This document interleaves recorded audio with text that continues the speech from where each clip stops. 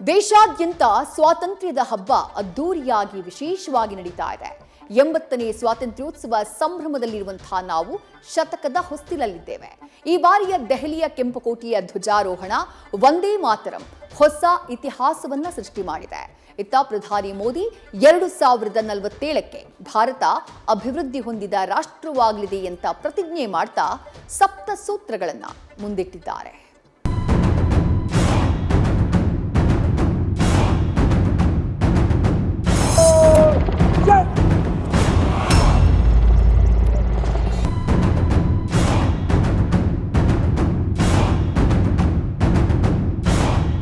आज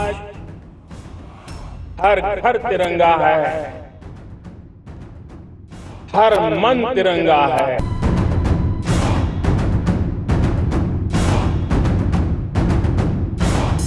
(2047) में हम विकसित भारत बना के रहेंगे. ದೇಶಾದ್ಯಂತ 80ನೇ ಸ್ವಾತಂತ್ರ್ಯ ದಿನಾಚರಣೆಯ ಸಂಭ್ರಮ. ಎಲ್ಲೆಲ್ಲೂ ರಾರಾಜಿಸಿದ ತ್ರಿವರ್ಣ ಧ್ವಜ. ಕೆಂಪು ಕೋಟೆಯಲ್ಲಿ ಐತಿಹಾಸಿಕ ಸ್ವಾತಂತ್ರ್ಯದ ಹಬ್ಬ.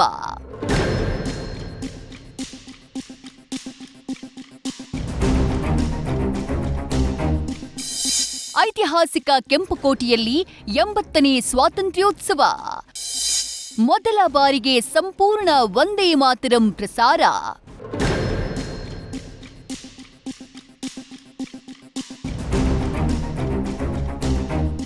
ದೆಹಲಿಯ ಕೆಂಪುಕೋಟೆಯಲ್ಲಿ ಸ್ವಾತಂತ್ರ್ಯ ದಿನಾಚರಣೆಯ ಸಂಭ್ರಮ ಹಿಂದೆಂದಿಗಿಂತಲೂ ಸಡಗರ ಸಂಭ್ರಮದಿಂದ ಕೂಡಿದ್ದಲ್ಲದೆ ವಿಶೇಷವಾಗಿತ್ತು.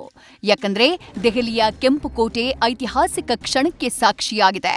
ಪ್ರಧಾನಿ ಮೋದಿ ಕೆಂಪುಕೋಟೆಯ ಮಹಾದ್ವಾರದಲ್ಲಿ ತ್ರಿವರ್ಣ ಧ್ವಜಾರೋಹಣ ಸಮಾರಂಭದಲ್ಲಿ ಮೊದಲ ಬಾರಿಗೆ ರಾಷ್ಟ್ರಗೀತೆ ಜನಗಣಮನಕ್ಕೂ ಮುನ್ನ ವಂದೇ ಮಾತರಂ ಪೂರ್ಣ ಆವೃತ್ತಿ ಪ್ರಸಾರವಾಯಿತು.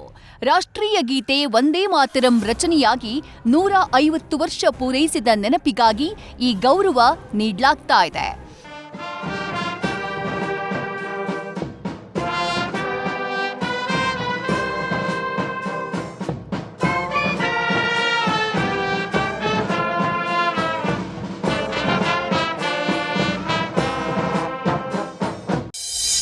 ಎರಡು 2047ರ ವೇಳೆಗೆ ಭಾರತ ಅಭಿವೃದ್ಧಿ ಹೊಂದಿದ ರಾಷ್ಟ್ರ. ದೇಶದ ಅಭಿವೃದ್ಧಿಗೆ 7 ಸೂತ್ರಗಳ ಪ್ರತಿಜ್ಞೆ ಮಾಡಿದ ನಮೋ.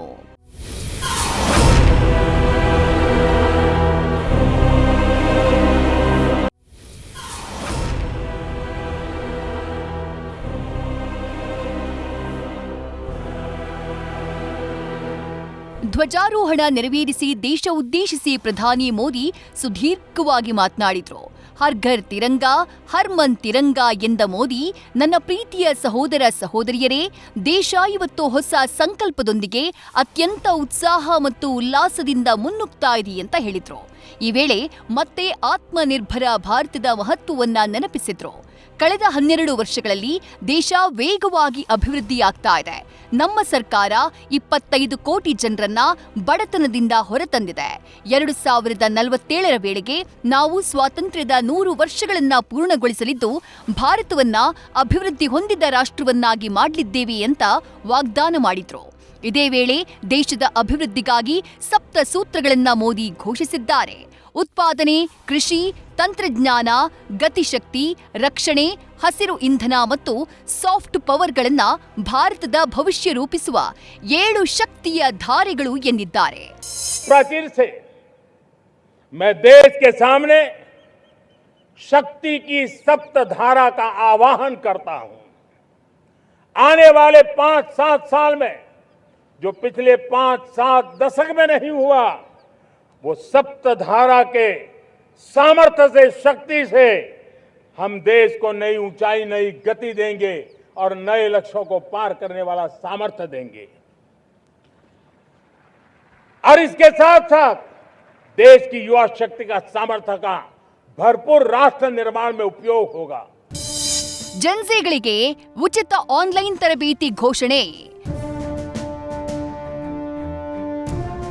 ಇನ್ನು ಪ್ರಧಾನಿ ಮೋದಿ ಜೆನ್ಸಿಗಳಿಗೆ ವಿಶೇಷ ಉಡುಗೊರೆಯನ್ನ ಕೊಟ್ಟಿದ್ದಾರೆ. ಸ್ಪರ್ಧಾತ್ಮಕ ಪರೀಕ್ಷೆಗಳಿಗೆ ಸಿದ್ಧತೆ ನಡೆಸುವ ವಿದ್ಯಾರ್ಥಿಗಳಿಗೆ ಉಚಿತ ಆನ್ಲೈನ್ ತರಬೇತಿಯನ್ನ ಘೋಷಣೆ ಮಾಡಿದ್ದಾರೆ. ಇದರ ಜೊತೆಗೆ ಹಲವು ಯೋಜನೆಗಳನ್ನ ಘೋಷಿಸಿದ್ದಾರೆ. ಮುಂಬರುವ ವರ್ಷಗಳಲ್ಲಿ ರಾಷ್ಟ್ರವ್ಯಾಪಿ ಮಿಷನ್ ಮೋಡ್ ಮೂಲಕ 1 ಕೋಟಿ ಯುವಕರಿಗೆ ಎಐ ತರಬೇತಿಯನ್ನ ನೀಡುವುದು, ವಿವಿಧ ಸ್ಪರ್ಧಾತ್ಮಕ ಪರೀಕ್ಷೆಗಳಿಗೆ ಸಿದ್ಧತೆ ನಡೆಸ್ತಾ ಇರೋ ಯುವ ಜನರಿಗೆ ಉಚಿತ ಆನ್ಲೈನ್ ಕೋಚಿಂಗ್ ಕೊಡುವುದು, ನಾಗರಿಕ ರಕ್ಷಣಾ ಸುಧಾರಣೆಗೆ ಬದಲಾಗ್ತಾ ಇರೋ ಭದ್ರತಾ ಅಗತ್ಯಗಳನ್ನ ಎದುರಿಸಲು ಆಧುನಿಕ ತರಬೇತಿ ಮತ್ತು ಸುಧಾರಿತ ಸಾಮರ್ಥ್ಯ ನಿರ್ಮಾಣ ಮಾಡುವುದು, ದೇಶವ್ಯಾಪಿ 5 ರಿಂದ 15 ವರ್ಷದೊಳಗಿನ ಮಕ್ಕಳನ್ನ ಗುರಿಯಾಗಿಸಿಕೊಂಡು ಕ್ರೀಡಾ ಪ್ರತಿಭಾ ಶೋಧವನ್ನ ಮಾಡುವುದು, ಮುಂಬರುವ 1 ರಿಂದ 2 ವರ್ಷಗಳಲ್ಲಿ 7 ರಿಂದ 8 ಹೊಸ ಉತ್ಪಾದನಾ ಘಟಕಗಳ ಕಾರ್ಯಾಚರಣೆ ಹಾಗೂ 2047ರ ವೇಳೆಗೆ 100 ಗಿಗಾವ್ಯಾಟ್ ಸಾಮರ್ಥ್ಯ ಸಾಧನೆಯ ಗುರಿ ಮತ್ತು 7 ವರ್ಷಗಳಲ್ಲಿ 5 ಹೊಸ ರಿಯಾಕ್ಟರ್ಗಳ ಕಾರ್ಯಾಚರಣೆ ಗುರಿ ಸಾಧಿಸುವುದು.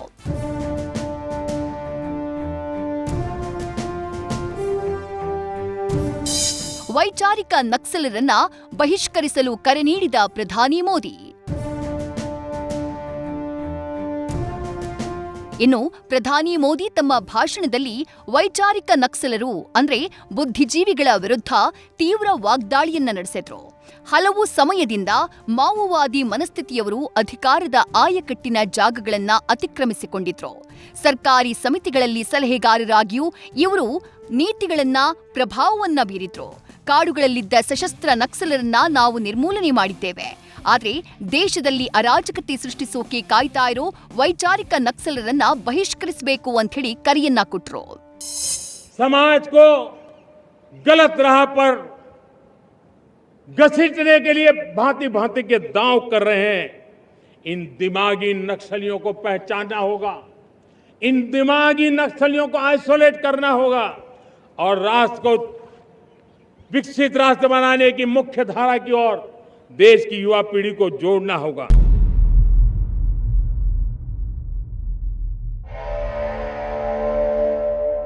ದೇಶದ ಅಭಿವೃದ್ಧಿಯ ದೃಷ್ಟಿಯಿಂದ ಮಹಿಳೆಯರಿಗೆ 33% ಮೀಸಲಾತಿ ಕಲ್ಪಿಸುವ ನಾರಿ ಶಕ್ತಿ ವಂದನ್ ಅಧಿನಿಯಮ ಜಾರಿಗೆ ಎಲ್ಲ ಪಕ್ಷಗಳು ಬೆಂಬಲಿಸಬೇಕು ಅಂತ ಹೇಳಿ ಮೋದಿ ಕೋರಿದ್ರು. ಕೆಂಪುಕೋಟೆಯಲ್ಲಿ ನಡೆದ ಈ ಐತಿಹಾಸಿಕ ಸ್ವಾತಂತ್ರ್ಯೋತ್ಸವದ ಹಬ್ಬದಲ್ಲಿ ಯುವ ಸಂಶೋಧಕರು, ಉದ್ಯಮಿಗಳು, ವಿದ್ಯಾರ್ಥಿಗಳು ಸೇರಿದಂತೆ ಸುಮಾರು 30,000 ಜನ ಭಾಗಿಯಾಗಿದ್ರು. ಭಾರತ್ ಮಾತಾ ಕಿ Vande Vande Vande. News first bureau. बहुत बहुत धन्यवाद. ನ್ಯೂಸ್ ಫಸ್ಟ್ ನಿರ್ಭೀತಿಯಿಂದ ನಿಮ್ಮ ಪರವಾಗಿ.